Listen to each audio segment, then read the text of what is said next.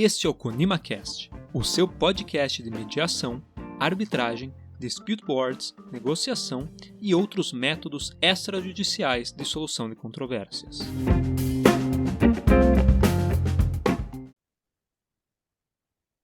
Olá, sejam muito bem-vindas, sejam muito bem-vindas ao ConimaCast. Este é um podcast do Conima voltado para a área de resolução de conflitos e traz as situações práticas vividas por nossos convidados, todos especializados. Eu sou a Alessandra Bonilha, advogada, mediadora, diretora do Conima, e tenho a alegria de receber hoje o Dr. Roberto Pasqualin e a doutora Júlia Nogueira, que vão nos contar um pouco sobre arbitragem e mediação na área tributária.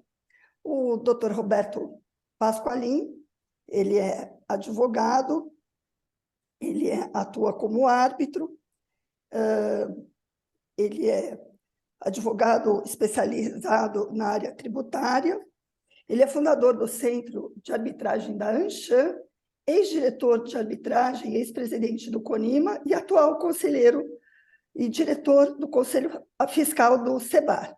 Atua como árbitro, presidente, coárbitro e árbitro único em tribunais e arbitrais das principais câmaras de arbitragem do Brasil e no exterior. Bom, vou apresentar também a Júlia, porque daqui a pouco a gente já começa aqui no nosso bate-papo. A doutora Júlia Nogueira é advogada e consultora em São Paulo, bacharel em Direito pela Universidade Federal da Bahia, doutora e mestre em Direito Tributário pela PUC São Paulo.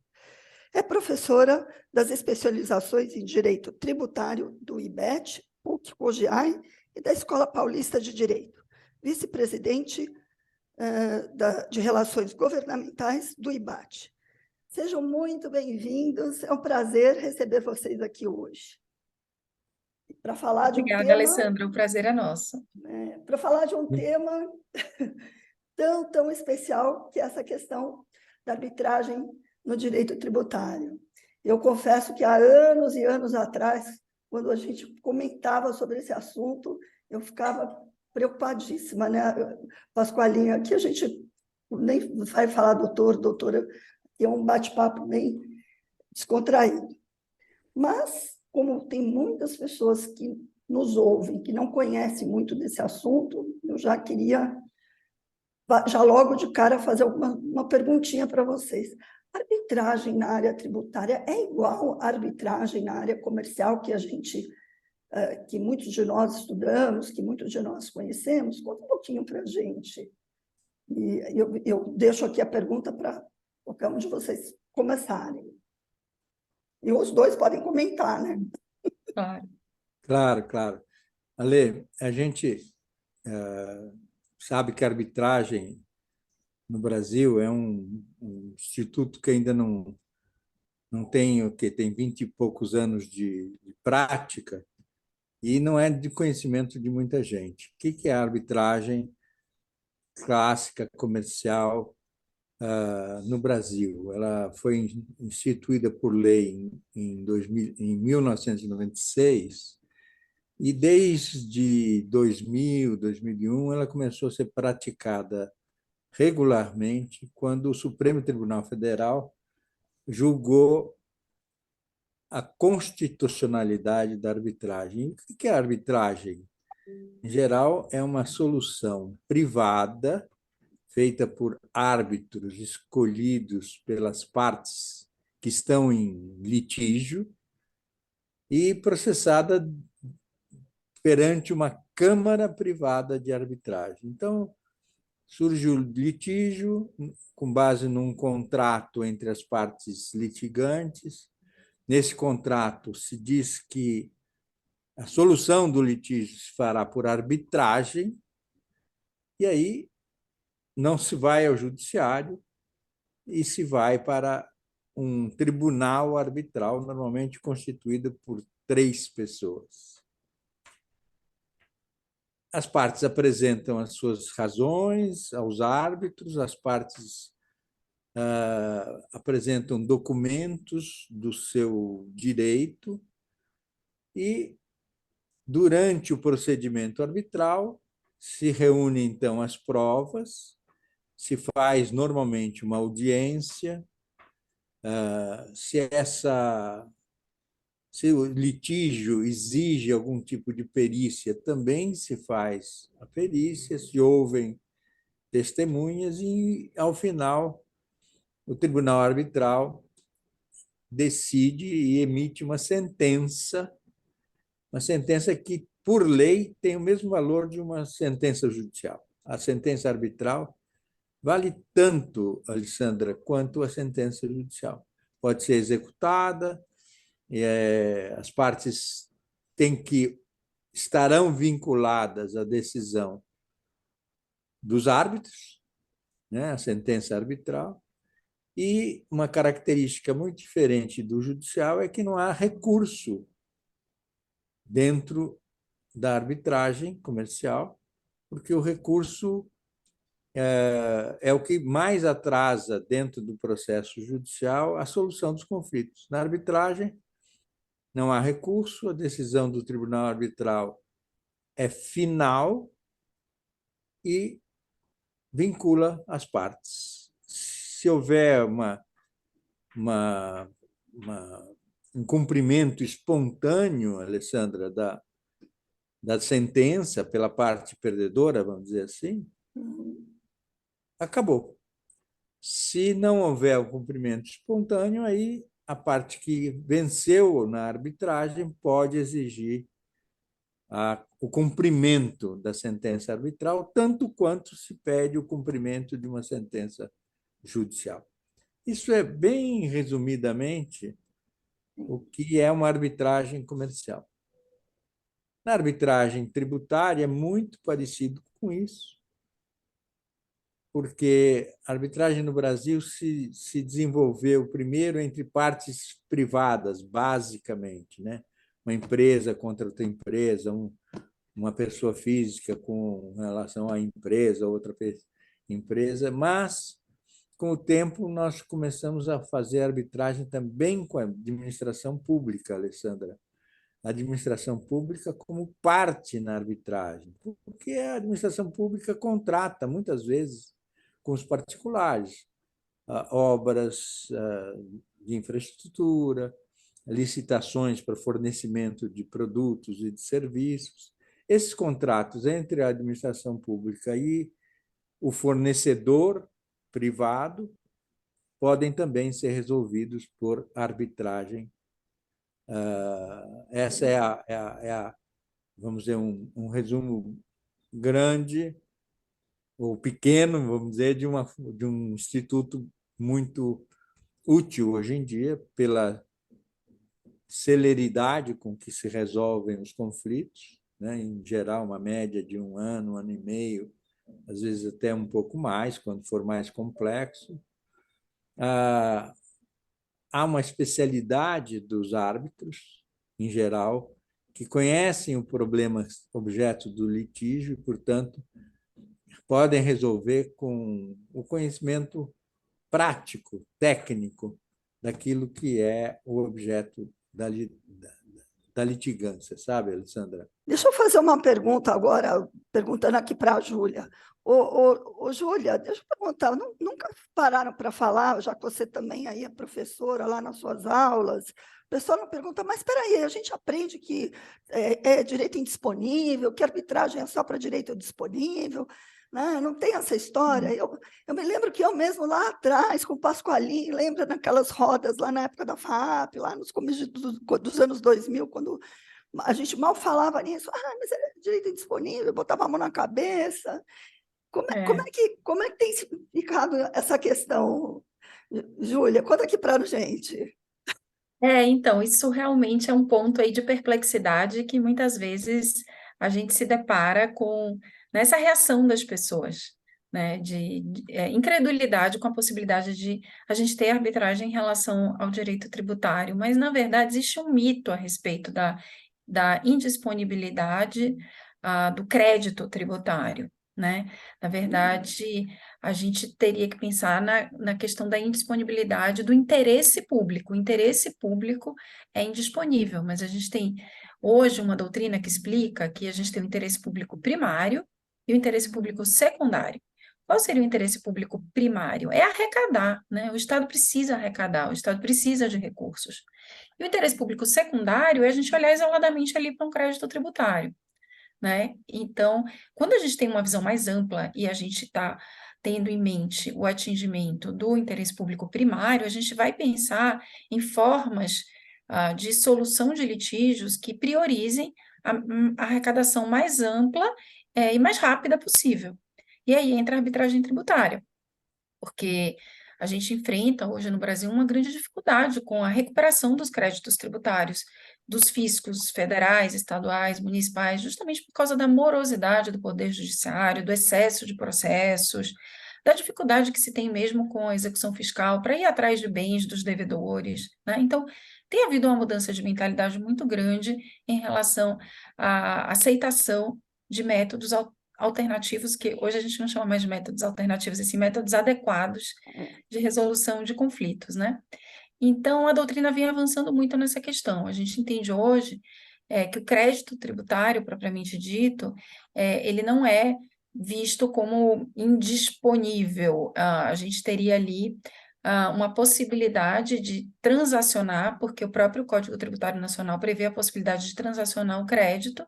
Então, todo direito passível de ser transacionado é disponível e é um direito patrimonial aí, que é o crédito tributário, e também poderia ser objeto de arbitragem. Então, esse que parecia um entrave intransponível para a arbitragem tributária vem sendo vencido, né?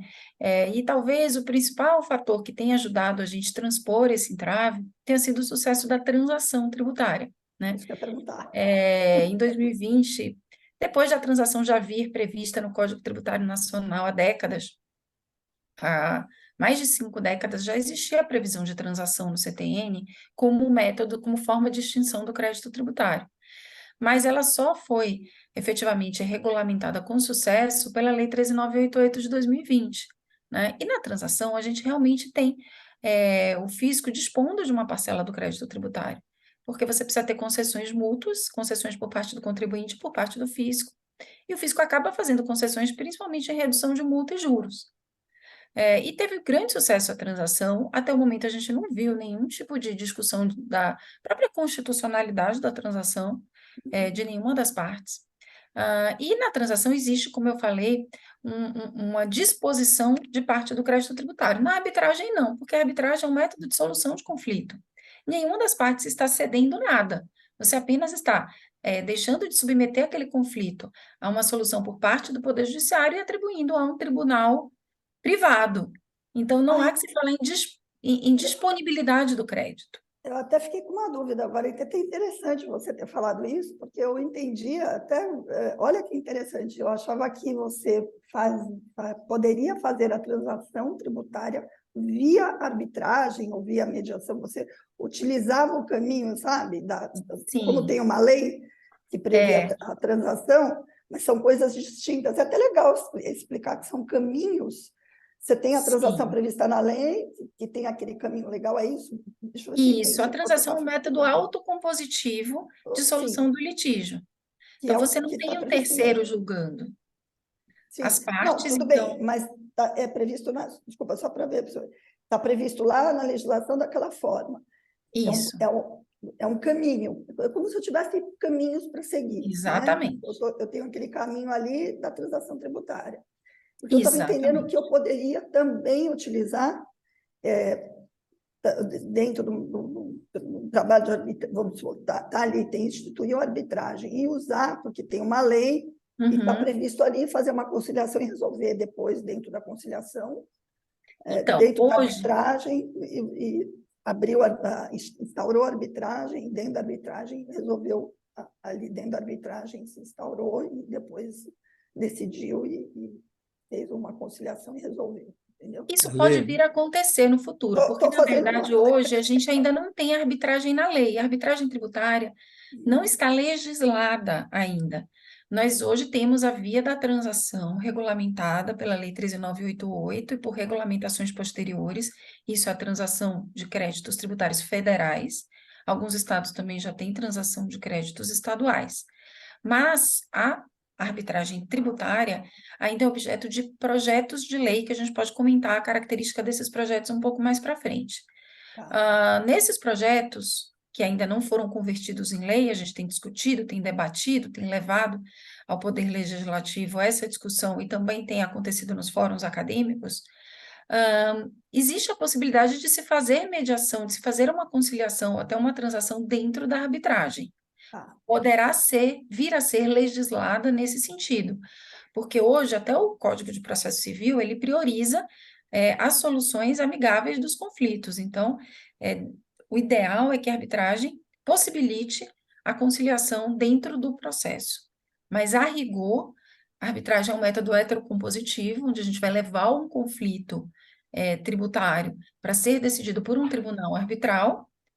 No curso desse processo, pode haver uma conciliação, uma mediação, se as partes assim desejarem, mas a transação é um outro caminho, como você bem colocou, que o contribuinte segue numa negociação junto ao fisco para chegar a uma solução comum, onde ambas as partes fazem concessões mútuas. Legal. Quer comentar, Pasqualino? Não, eu queria só dizer, a arbitragem tributária, que ainda não está legislada, como a Júlia colocou, ela terá um procedimento diante de um conflito entre o fisco e o contribuinte. O fisco vai aparecer, Alessandra, como uma parte, tanto quanto o contribuinte é outra parte. E a discussão entre eles é que vai ser levada a um tribunal arbitral escolhido por eles, tanto pelo contribuinte quanto pelo fisco, e nesse tribunal vai sair um processo. É um processo, um procedimento arbitral, como eu disse logo de início, é um procedimento que tem começo, meio e fim, né? Provas, apresentação de provas, toda a montagem do processo dentro de uma câmara privada de arbitragem, como existe a câmara de arbitragem para as arbitragens comerciais, né, Alessandra? Então, dentro dessas câmaras é que vai haver o processo. Como disse a Júlia, um processo heterocompositivo, e nesse processo as partes têm livre-arbítrio de poder, se quiserem, fazer um acordo, uma transação, uma mediação, antes da sentença arbitral ser prolatada. Entendi. E hoje, uma coisa que se pergunta, né? Põe um pouquinho mais perto do microfone. Uma dúvida que a gente tem hoje onde que seriam processadas essas arbitragens? A gente teria câmaras. Eu vou dar um exemplo, por incrível que pareça, né? Mas a gente começou a ter, estou falando, por exemplo, no caso da recuperação, a gente começou a ter câmaras especializadas e mediador. No caso, mediação, porque a mediação aqui é mais na área de insolvência. A gente tem já tanto as câmaras quanto os mediadores especializados na área de insolvência. Você acredita, ou já tem, ou a questão já está se encaminhando para isso? O que você tem percebido? Porque a gente também vê para a área de administração pública. O que você tem percebido? Como que vocês têm visto isso? Como é que isso tem se desenhado? Eu posso te dizer o seguinte: as arbitragens em matéria tributária, quando a legislação autorizar, devem ser processadas em câmaras privadas de arbitragem que tenham uma especialização na arbitragem tributária, como tem hoje as câmaras privadas têm especialização em assuntos de infraestrutura, outros têm especialização em questões societárias, tem até arbitragem trabalhista que pode ser realizada. Então, as especialidades, uma dessas especialidades será a arbitragem tributária em câmaras privadas. Sim. Aí eu continuo essa pergunta, porque vai ser uma escolha complexa, né? Não vai ser uma escolha simples, isso. Hoje a gente tem... Essa não é uma escolha tão... para você trabalhar com o poder público, como é que vai ser feita essa escolha? Porque hoje isso a gente tem, tudo bem, a gente tem alguns casos, os casos de administração pública, são câmaras, são 3, acho que são 2 ou 3 câmaras que têm esses contratos, que trabalham com a administração pública, com os contratos de administração pública, são poucas, e que têm os contratos. Mas isso tem alguma coisa já definida? A gente tem, porque o que eu vi de exemplo, a gente não tem ainda exemplo prático disso. O que eu vi, né, foi Porto Alegre, que teve uma lei com mediação. A gente não conseguiu ainda... você tem algum exemplo, alguma coisa que a gente já tem na prática, ou eles não fizeram ainda nada desse tipo, assim? Na prática, a arbitragem tributária ainda não está sendo praticada, né, Praticada. Alessandra? A gente está na A luta, que nem a gente a mediação vida inteira, tributária, né? nós estamos esperando lei, né? Tem 3 projetos em andamento já no Congresso Nacional, projetos que o IBAT já estudou profundamente, já contribuiu para uma construção de lei de arbitragem tributária que possa ser praticada no Brasil todo. Só que nós vamos ter um problema de quais câmaras vão atender É isso que eu ia os falar. Que litígios em critérios? matéria, litígios arbitrais em matéria tributária. Então, isso acho Nas, que era um ponto que vocês podiam comentar, porque esse ponto, assim, acho que é relevante, vocês podiam falar. Assim, nessas propostas de lei, Alessandra, nós estamos dizendo que haverá um credenciamento de câmaras para arbitragem tributária pela administração tributária. O poder público, em matéria tributária, vai ter uma regra de credenciamento. Como você tem hoje na mediação judicial, por exemplo, as câmaras se credenciam junto aos tribunais de justiça, certo?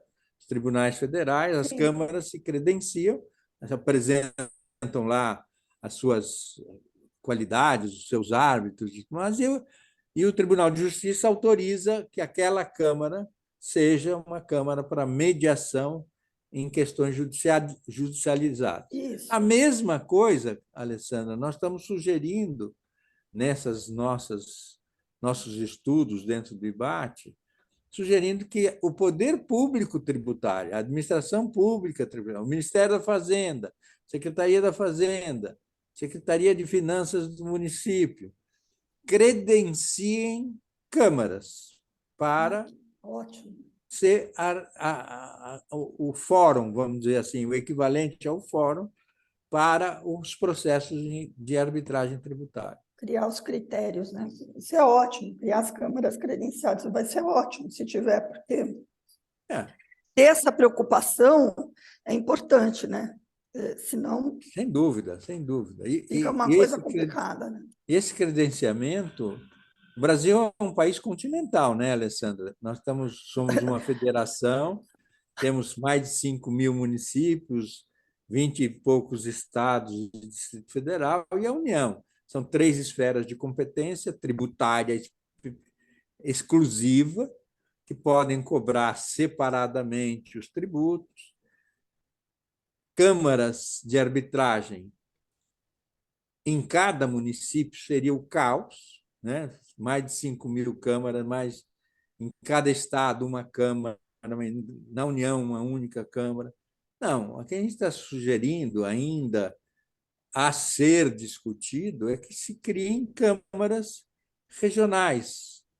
Então, por exemplo, na Grande São Paulo, né, os diversos municípios que compõem a Grande São Paulo, Santo André, São Caetano, Poá, não sei o quê, utilizem uma Câmara Regional em matéria tributária. Mesma coisa em Porto Alegre ou em Goiânia, nas regiões metropolitanas, por exemplo, entendeu? E essas câmaras são credenciadas, as câmaras regionais, pelos municípios que compõem aquela região metropolitana, por exemplo. Entendeu? Entendi. E assim, e o mesmo que a mesma coisa em relação a quem pode ser árbitro, tudo está previsto na legislação. As pessoas que são capacitadas para serem árbitros, tudo isso vocês Sim, os está previsto projetos de lei, nos projetos de lei. os projetos de lei preveem, né? Esse era um outro Ah, assunto também que gerava muita discussão, né? sei. Porque, embora a lei de arbitragem, ela não traga requisitos com relação à capacidade técnica do árbitro, né? Para ser árbitro, pela lei brasileira de arbitragem, basta deter a confiança das partes, e ser capaz, ser um cidadão capaz. Então, quando se falava em arbitragem tributária, os tributaristas ficavam muito perplexos, nossa, mas tem que ter conhecimento na esfera tributária. Nossa ideia sempre foi a de que haveria uma autorregulação, como acontece na arbitragem tributária. Por que que a lei não exige uma capacitação técnica específica de alguém para ser árbitro? Porque são as partes que escolhem os árbitros, Sim. né? As partes escolhem os árbitros e os árbitros escolhidos pelas partes escolhem o terceiro árbitro. Então, é de interesse das partes escolher pessoas que tenham uma capacitação técnica adequada para decidir. Então, naturalmente acontece a escolha de árbitros que têm capacitação técnica para julgar a matéria. Inclusive, essa é uma das grandes vantagens da arbitragem em relação às decisões do Poder Judiciário. A gente pode escolher pessoas com capacitação técnica, embora a lei não traga requisitos. Mas, quando a gente está falando de arbitragem tributária, já começou a haver ali um pouco mais de exigência nos projetos de lei. Então, os projetos de lei vão exigir formação em direito, tem projeto de lei que exige pelo menos 5 anos de formado, tem projeto de lei que exige essa formação com um maior tempo aí de formado para o terceiro árbitro, para dar um reforço à capacitação técnica do árbitro. Nós, no IBAT, sempre insistimos que não deve haver grandes exigências em relação à capacitação técnica do árbitro na lei, que essa capacitação ela deve vir mesmo da escolha das partes, principalmente porque a gente gostaria de ter uma legislação de arbitragem que atendesse todo o território nacional, todas as especificidades do nosso país, que é tão amplo e é tão diverso, né? E a gente tem, de discussões envolvendo bilhões de reais na esfera federal, até discussões de valores muito pequenos, de tributos municipais em municípios afastados dos centros econômicos do país, vamos dizer assim. Então, se a gente começa a fazer exigência de que o árbitro tem que ter doutorado em direito tributário, você inviabiliza a arbitragem em pequenos municípios, por exemplo. Exatamente. Então, o nosso trabalho é sempre para insistir na desnecessidade de que a lei traga grandes exigências técnicas prévias e deixar isso a critério das partes na escolha dos árbitros. Mas, nos projetos de lei em andamento, existem algumas exigências, existem previsões de que o árbitro deve ter capacitação técnica adequada para julgar lide, por exemplo, ou que deve ter formação em direito, ou que deve ter alguns anos de formado em direito, coisa que não existe na lei de arbitragem comercial. Entendi. Mas eu acredito que nesse ponto, dada a especialidade, dada a situação específica, eu acabo fazendo as comparações com a questão da insolvência, não tem como. Mas, por mais que seja diferente, por mais que a gente está falando mas é esse olhar, vamos dizer, cuidadoso, Sim. Que a gente acaba fazendo, e a gente acaba fazendo, e eu acho importante o cuidado que vocês tiveram. E tem alguma previsão para esses projetos de lei entrarem em votação? Vocês que estão mais ali no dia a dia, pelo IBAT, e acho importante falar um pouquinho do IBAT, fala um pouco do IBAT também, vocês podiam falar um pouquinho do IBAT, fala um pouquinho para as pessoas que se interessam pela área, né? O senhor quer falar um pouco do IBAT, depois eu falo dos projetos, doutor Pasqualini? Pode ser. O IBAT é uma associação sem fins lucrativos, Alessandra, formada basicamente por arbitralistas e tributaristas, né? Porque as duas disciplinas vão andar juntas numa arbitragem tributária, né? E essa reunião começou em em 7 de setembro de 2019. 7 de setembro de 2019 foi fundado o IBAT por um grupo de arbitralistas e tributaristas. Depois veio a pandemia, as nossas atividades foram basicamente feitas online, presencialmente tivemos, antes da pandemia, umas 2 ou 3 reuniões. Fizemos congressos todo ano, vamos fazer o 4º congresso de arbitragem tributária pelo IBAT, que agora, hoje mesmo, tivemos uma reunião, foi decidido que vai ser em 5 e 6 de outubro, aqui em São Paulo, e 5 e 6 de outubro nós vamos continuar fazendo a discussão dessa matéria. Mas o IBAT tem, basicamente, o propósito, Alessandra, de construir lei de arbitragem tributária, construir lei de transação, aperfeiçoar a lei de transação, a lei já existe, né?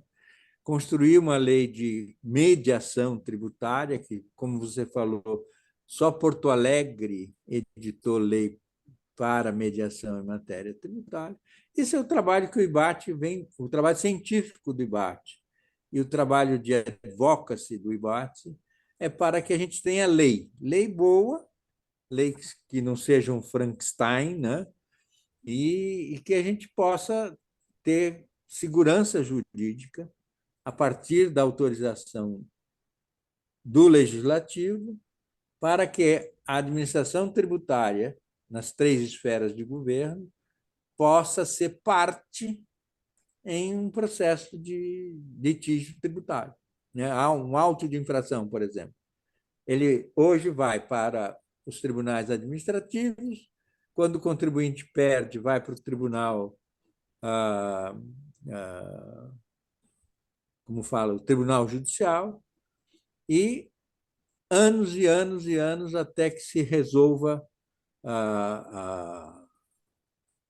a matéria objeto do litígio. Bom, na arbitragem tributária, o que a gente vai fazer?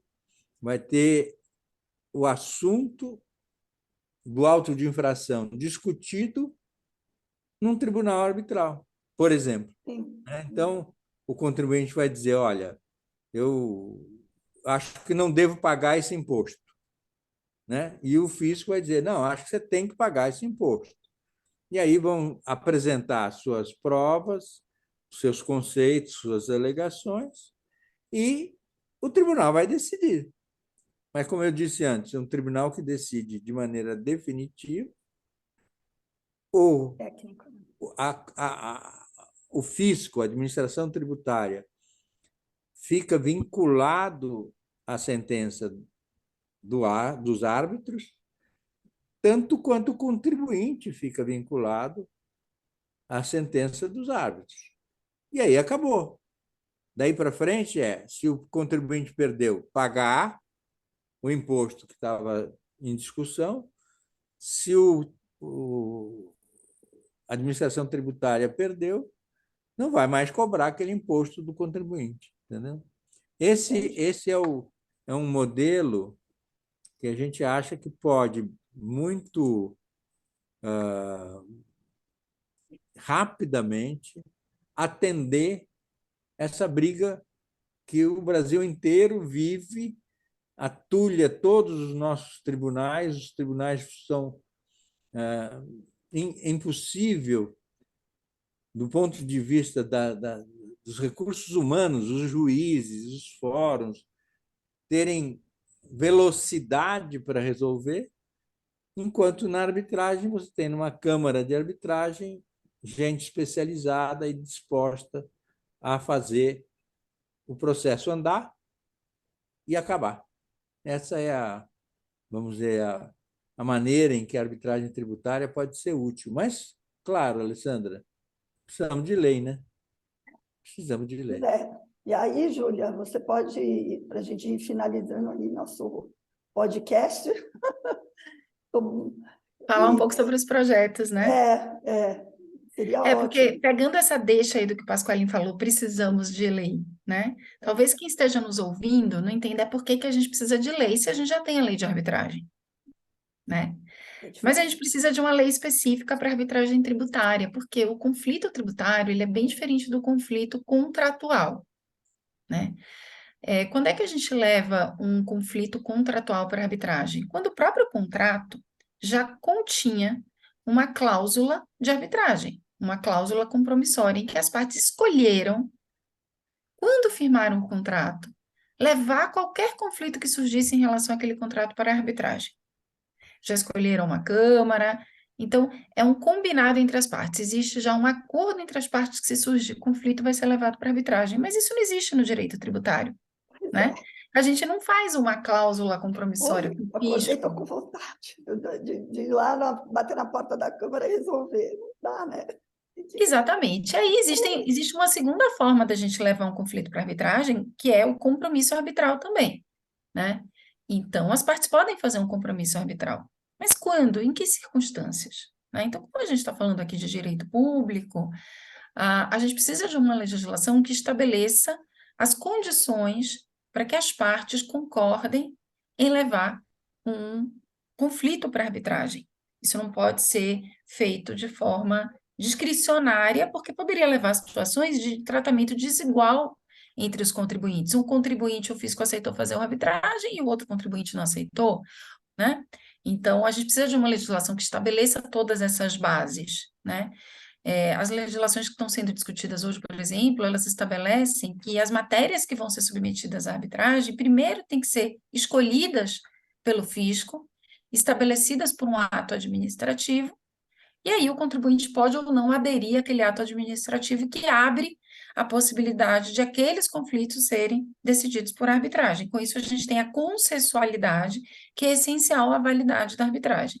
Então, por isso que a gente precisa de uma lei própria regulando diversos aspectos da arbitragem tributária.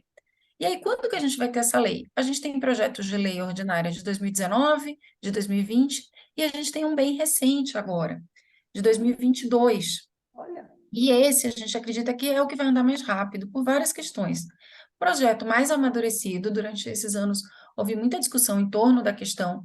Então, o novo projeto, que é o PL 2486, não é isso? 86. 2486, ele brinca comigo que eu sempre troco os dois últimos números, é 2486. É um projeto de lei que foi elaborado por uma comissão de juristas constituída no Senado Federal, que foi capitaneada pela ministra do STJ, Regina Helena Costa, que é uma grande especialista em direito tributário, e por vários outros especialistas. Então, uma legislação bastante técnica, bastante avançada, que já traz todos esses influxos aí doutrinários, todas essas discussões que o IBAT, a FGV e outros agentes aí importantes dessa área trouxeram. Então, é uma legislação bem mais avançada, que permite a arbitragem em relação a toda e qualquer matéria, exceto matéria constitucional. A gente vem trabalhando para que não haja, inclusive, essa restrição à matéria constitucional, mas apenas que os precedentes dos tribunais superiores sejam necessariamente observados, né? E esses projetos de lei, inclusive o de arbitragem, porque foram vários projetos de lei elaborados pela Comissão de Juristas a respeito de processo tributário, administrativo, judicial, mediação, né? E também um PL específico para arbitragem, está tendo um andamento muito rápido, está tendo uma discussão boa. Nós do IBAT já apresentamos emendas a esse projeto, foram as únicas 6 emendas que foram apresentadas, com ajustes que nós entendemos que vão aprimorá-lo, embora já seja um projeto bastante técnico. Então, a gente tem uma esperança aí de que a gente gostaria que ainda esse ano fosse aprovada uma legislação de arbitragem tributária e que pode ser o 2486 com aprimoramentos sugeridos por nós e por outros agentes aí que vêm discutindo e vêm contribuindo com esse debate. nossa, perfeito, Júlia, que bom, que boa notícia, né? Porque é uma questão de evolução. Você vê que a gente está evoluindo no assunto, evoluindo de verdade num tema que eu confesso que eu realmente tinha. Isso é verdade. No começo dos anos 2000, eu tinha um verdadeiro preconceito em relação a isso. E eu Uhum. sei que foi graças ao Roberto Ele que me fez abrir a cabeça, os ouvidos, e também ter essa abertura para uma outra perspectiva. Eu acho que e muito da vida e do mundo, e principalmente das questões, é isso, a gente está aberto a ouvir e a receber o que vem. Porque naquela época que eu falava, imagina, eu até brinco. É uma mudança de mentalidade, né, Alessandra? E ela vem acontecendo muito rápido. Né? Eu acho que é importante conversar. Espaços como esse, mais uma vez eu te agradeço, porque são muito importantes para as pessoas ouvirem sobre o tema, abrirem a cabeça sobre o tema, procurarem o IBAT, discutirem com a gente, trazerem suas dúvidas. E essa mudança de mentalidade, desde 2020, 2019, quando o IBAT foi fundado, tem se apresentado assim de uma forma muito rápida. Inclusive por parte do fisco. A gente pensa que o fisco representaria aí a maior oposição à arbitragem tributária, e não é verdade, porque eles são os maiores prejudicados com a morosidade e a falta de técnica do Poder Judiciário para decidir as questões tributárias, e os maiores interessados em uma solução técnica, rápida e de distância única, como é a arbitragem. O mundo hoje é feito de parcerias e de colaboração. E para mim, o que a gente tem feito hoje, o que está se fazendo hoje, é isso. Não dá para você trabalhar mais hoje sem essa colaboração do público com o privado, do entendimento, do diálogo. E parabéns pelo trabalho do IBAT. E acho que as pessoas têm mesmo que procurar, têm que se informar. Vocês têm um rico material que eu recebi de vocês, eu agradeço. É uma fonte de conhecimento, inclusive para as pessoas que quiserem se informar, tem muito material lá. Então é isso, gente. Eu queria agradecer muito, muito, muito, muito. A gente vai encerrando aqui esse bate-papo. Roberto, você quer falar? Eu sempre me despeço pedindo para que cada um de vocês dê aqui a sua palavra final e a sua palavra final. Alessandra, só posso agradecer você, que está conduzindo os podcasts do CONIMA, e ter incluído a nossa matéria de arbitragem tributária entre os podcasts que você está realizando e conduzindo. É uma oportunidade, como a Júlia disse, muito boa para a gente difundir o conhecimento sobre essa matéria e ver quantos mais possam se unir a nós nessa implantação de legislação. Tá bom? Júlia. Não, muito obrigada a você, obrigada ao CONIMA, obrigada a todos que nos ouviram. Por favor, quem tiver interesse no tema, nos procure nas nossas redes sociais, no site do IBAT, que nós vamos ter o maior prazer em conversar e trazê-los para perto desse debate e esse projeto que é fazer a arbitragem tributária ser aprovada no Brasil com a maior qualidade técnica possível. Viram? Bom, eu agradeço a todos, a todas, e é isso, gente. Até o próximo CONIMA Cast. Abraço. Ficamos por aqui hoje. Muito bom.